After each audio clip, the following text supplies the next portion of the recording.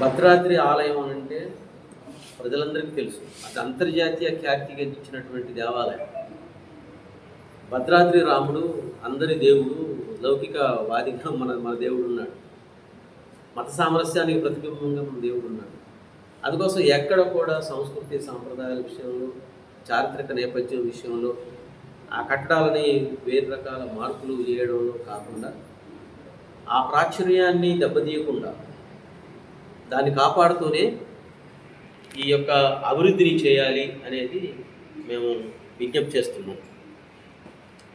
దీనికి 3 దశల అనేది కాకుండా ఒకే దశలో పెట్టి ఈ నిధులు సక్రమంగా ఖర్చు చేయడానికి మంత్రివర్గం నుండి ఒక మంత్రిని కేటాయించాలని మేము కోరుతున్నాం. ఇప్పుడు ముఖ్యమంత్రి గారు భాగస్వామి అయ్యారు, సంతోషం. మన జిల్లాకు ఉన్న 3 మంత్రులు భాగస్వాములు అయ్యారు, మరీ సంతోషం. కానీ దీన్ని ఎక్కువ చొరవ చేయడానికి అవకాశం ఉంది. ఈ అభివృద్ధికి కాస్త ముందు పడటానికి ఈ ప్రాంతం మీద అవగాహన ఉన్నటువంటి మంత్రి గారైనటువంటి తుమ్మల గారికి దీని బాధ్యత ఇస్తే కొంత పని సహజంగా నడవడానికి అవకాశం ఉంటుంది. అది మంత్రి, ఎందుకంటే కాంగ్రెస్ ప్రభుత్వమే, కాంగ్రెస్ మంత్రివర్గమే, కాంగ్రెస్ మంత్రి కాబట్టి ఒకరిని బాధ్యత ఇవ్వాలి. ఇస్తే ఎప్పటికప్పుడు కేటాయించబడ్డ నిధులు ప్రణాళికాబద్ధంగా ఖర్చు అవుతుందా లేదా, ఏమైనా దుర్వినియోగం అవుతుందా అని సూపర్ చెకప్ చేయడానికి అవకాశం, ఒక జవాబుదారితనం అనేది ఉంటుంది. ఆ ఉద్దేశంతో తప్ప మరొకటి కాదు. ఇక ఈ అభివృద్ధి జరగాలన్నా, ఈ నిధులు సక్రమంగా ఖర్చు చేయబడాలన్నా, భద్రాచలానికి గత ప్రాచుర్యం, పూర్వపు వైభవం రావాలన్నా, దీనికి ఉన్నటువంటి దక్షిణ అయోధ్యగా పేరు గాయించినటువంటి భద్రాద్రి యొక్క పేరు ప్రతిష్టలు నలుమూలన, దేశం ప్రపంచం నలుమూలన వ్యాప్తి చెందాలన్నా, మళ్ళీ పూర్వపు వైభవం రావాలి అనంటే అభివృద్ధికి కీలక ఆటంకంగా ఉన్నటువంటి ఒక 2 విషయాల మీద ప్రభుత్వం దృష్టి పెట్టాలి. మొదటిది, మన చుట్టూ ఉన్నటువంటి 5 గ్రామ పంచాయతీలని భద్రాచలంలో కలపడం ద్వారా అభివృద్ధికి ఒక అర్థం అనేది వస్తుంది. దీనికి ప్రభుత్వం చొరవ చేయాలి. రెండవది, భద్రాద్రి భద్రతకు చాలా కీలకమైనటువంటి కరకట్ట.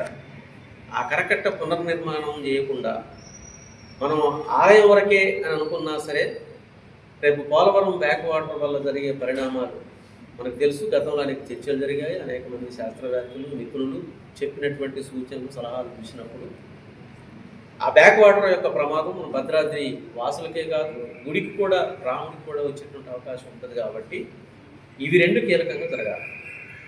5 గ్రామ పంచాయతీలను కలపాలి. మన పురుషోత్తపట్నంలో దేవాలయాలు అవి తీసుకురావాలి. ఆ రకంగా వైశాల్యం భూమి మనకి వస్తుంది. కొన్ని కట్టడాలు కట్టుకోవడానికి, కొన్ని చారిత్రక కట్టడాలు కట్టుకోవడానికి, ప్రభుత్వ కార్యాలయాలు కట్టుకోవడానికి అది మనకు ఉపయోగం ఉండేటువంటి అవకాశం ఉంటుంది. కాబట్టి దీనికి ప్రభుత్వం పూనుకోవాలి. రెండవది, కరకట్ట పునర్నిర్మాణం అనే, అయితే ఈ 2 కూడా ఈ ప్రభుత్వంలోనే ఉందా అవకాశం అని అంటే, ఈ ప్రభుత్వం చొరవ చేస్తే కావడానికి అవకాశం. ఇప్పుడు నేను తుమ్మల గారిని అంటానికి కూడా ఒక అంతరార్థం ఉంది. అదేమిటి అని అంటే, ఇటీవల ఏపీ ముఖ్యమంత్రి చంద్రబాబు నాయుడు గారిని కలిసి 5 గ్రామ పంచాయతీలు ఇవ్వండి అని వారు అడిగినట్టుగా పత్రికల్లో వచ్చింది. వారికి ఆ సాన్నిధ్యం, గతంలో తెలుగుదేశం గవర్నమెంట్లో పనిచేసి ఉన్నారు మంత్రిగా, ఆ ప్రభుత్వంతో సత్సంబంధాలు కలిగి ఉన్నారు. కాబట్టి ఈ ప్రాంతం ప్రతి మూల వారికి తెలుసు. కాబట్టి ఆ అభివృద్ధికి కొంత బాటలు వేయడానికి అవకాశం ఉంటుంది. ఆ ప్రభుత్వంతో రాయబారం జరపడానికి ఇప్పుడు ఆ ప్రభుత్వానికి కేంద్రంలో ఉన్న బీజేపీకి సత్సంబంధాలు ఉన్నాయి.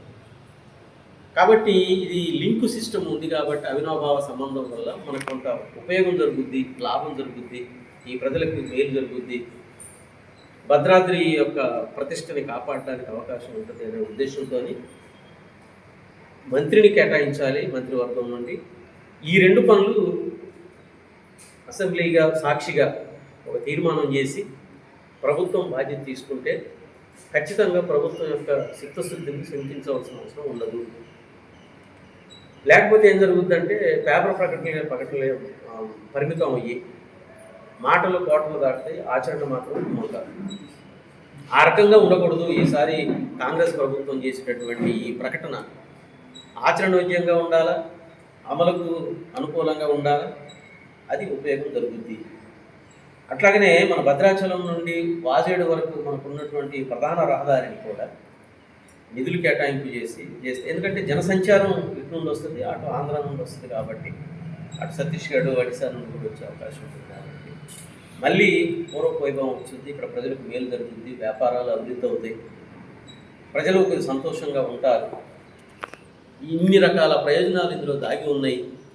ఈ ప్రభుత్వం చొరవ చేసి ఇటువంటి మాస్టర్ ప్లాన్ను ప్రకటిస్తుంది కాబట్టి దీనికి అభివృద్ధికి ప్రధాన ఆటంకంగా ఉన్నటువంటి ఈ రెండు ప్రధాన సమస్యలను పరిష్కారం చేస్తే బాగుంటుంది.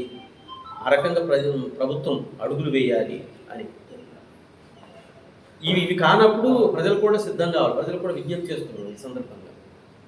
5 గ్రామ పంచాయతీలని కరకట్ట పునర్నిర్మాణాన్ని కనుక మనం సాధించకపోతే భద్రాచలానికి భవిష్యత్తు లేదు.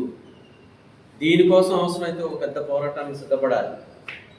మనం గొప్ప గొప్ప పోరాటాల అనుభవాలు మనం చూస్తున్నాం. ఢిల్లీ కేంద్రంగా పంజాబ్, హర్యానా, ఉత్తరప్రదేశ్ సంబంధించినటువంటి రైతాంగం వచ్చి సంవత్సరాలు తరబడి వానలో దడిసి, చలికి వణికి, ఎండలో ఎండి రైతాంగ నల్ల చట్టాలకు వ్యతిరేకంగా ఉద్యమం చేస్తే ప్రభుత్వం కదిలొచ్చి ఆ సమస్యను పరిష్కారం చేసింది. తాత్కాలికంగానైనా పరిష్కారం అయింది, ఉపశమనమైనా అయింది. ప్రమాదం కొంచెం ఉంది, దానికోసం దీర్ఘకాలిక పోరాటం ఆ రైతాంగం చేస్తుంది. అట్లా భద్రాచలం వాసులు కూడా భవిష్యత్తులో కోరుకొని ఇక్కడ మేము కూడా అటువంటి ప్లాన్ తయారు చేస్తున్నాం. ప్రజలందరి యొక్క సహకారంతో రాజకీయాలకు అతీతంగా మనం ఈ సమస్యను సాధించడానికి అట్లాంటి దానికి మనం కోరుకుంటే తప్ప, అట్లా ఒత్తిడి తీసుకొస్తే తప్ప ఈ సమస్య పరిష్కారం అయ్యేటట్టు. అందుకోసం ప్రజలు కూడా అది ఆలోచించాలని విజ్ఞప్తి చేస్తున్నాం. కానీ ప్రభుత్వం చేసే పని ఫస్ట్ చేస్తే కనుక ఖచ్చితంగా మనకి ఈ ఉపయోగం జరుగుద్ది అని చెప్పేసి ప్రభుత్వానికి విజ్ఞప్తి చేస్తున్నాం. ఇక ఈ నిధులు కేటాయించడం